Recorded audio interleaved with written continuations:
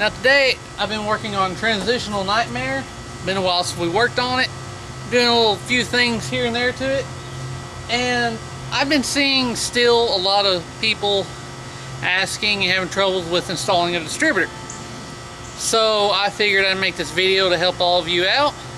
Give you some hints, some tricks, show you how I do it. Now this can work for just changing your distributor or if you're changing your intake. Now this will work on most of your motors with distributors. So what we did here is we pulled the intake on this one.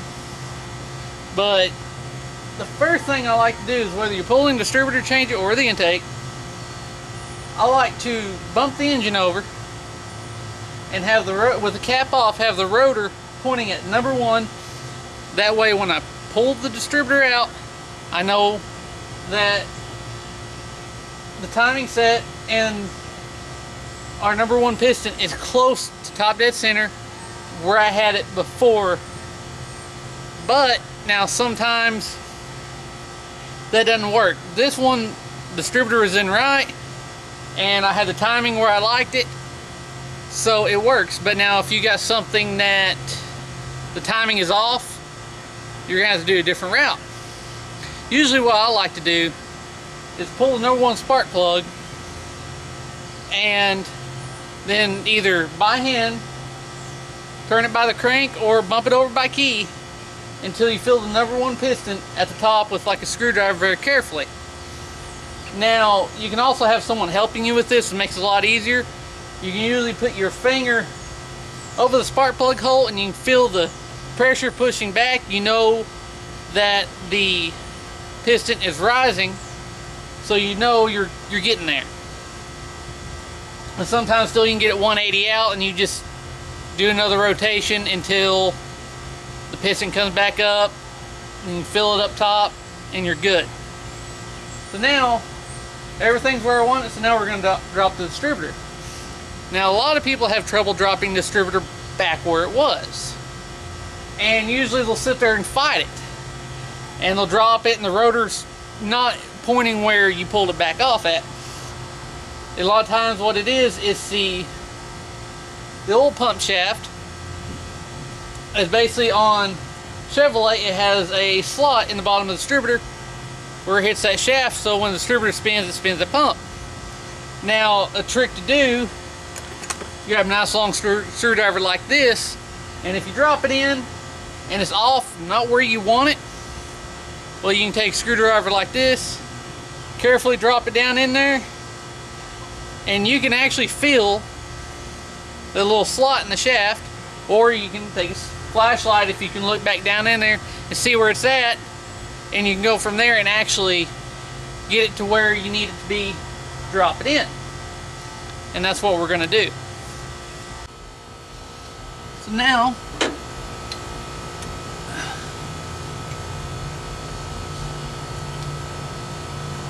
get close.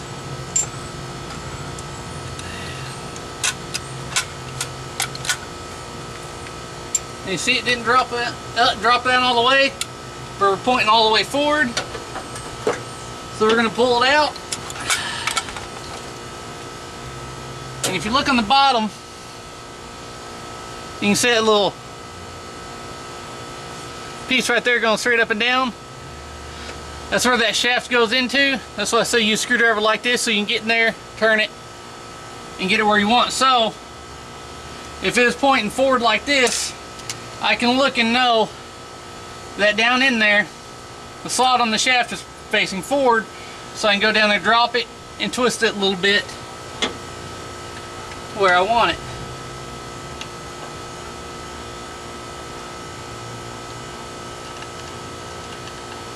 Now it is a little tricky, but it can be done.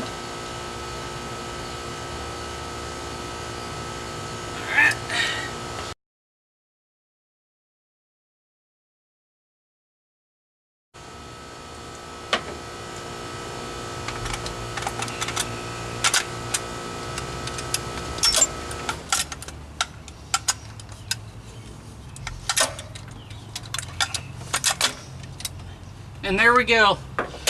It dropped in,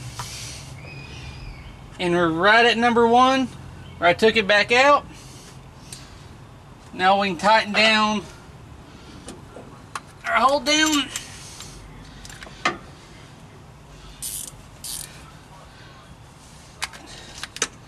Now another trick I like to use is one of these ratchet wrenches. I like to carry them around so I can change my timing. It's so much easier to set your timing anywhere at any time when you have one of these.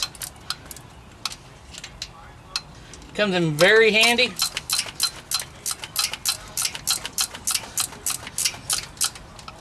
Snug it, pull it back right about where it was.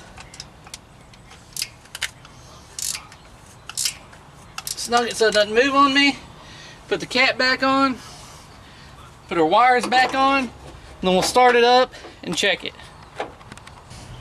Alright, so now as far as advancing and retarding the timing, after you get it in and get it running, you can use a timing light. I have honestly only using a timing light once or twice, not very often. And most of the time I use an old school method of setting my timing by ear. Now some people can do it, some people can't. What I like to do is get the engine up to operating temperature, run it a little bit, and then I'll do shut the engine off, wait about 10 seconds, and start it. Now depending on how it starts is how I set the timing. And I'm usually running vacuum advance when I do this. Mechanical advance, or no advance actually. It's a little bit different if you just set it at full timing. So if you're running something, you're running 32 degrees full advance all the time, it's a little bit different. If you're running vacuum advance, the way I usually do it, once you start the engine, you listen to drag. If it starts up real quick, I advance it until it's got a little bit of drag in it, where it starts still fairly easy, but still got a little drag, so I know it's still a little advanced. But if it sits there and just drags and then finally starts, you want to retard your timing a little bit. And this is something you do by ear. You can do it. I've done it for years and years and years, and never any problems. But just want to make sure you get it just like you like and how you like it to start. Now hopefully this video proved helpful to you, and as always, thanks for watching.